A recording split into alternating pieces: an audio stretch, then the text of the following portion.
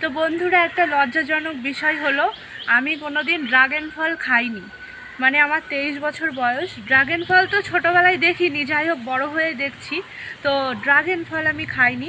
অনেকবার কেনার চেষ্টা করেছি, কিন্তু এই বড়লোকি ফলটা আমি কিনতে গিয়েও কিনিনি। মানে আমার খুব আর কি গায়ে বাঁধে।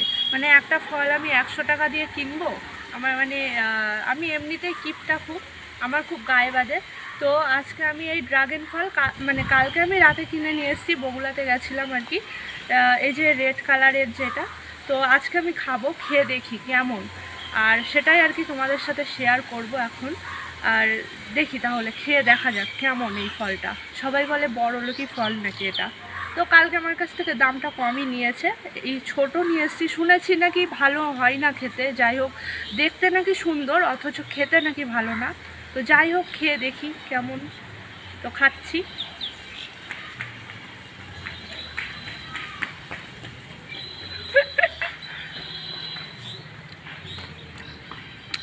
কি বাজে, সেই কিসের মতো লাগছে যেন একটা, সেই কিসের মতো যেন একটা লাগছে, টক টক। তো যাই হোক, দেখতে সুন্দর, মানে রূপ আছে, রূপ না, রূপও আছে, গুণও আছে, কিন্তু খেতে অতটা ভালো না।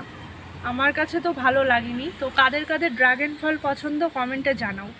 তো ফার্স্ট টাইম খেলাম, আর তোমাদের সাথে সেটাই আর কি শেয়ার করলাম।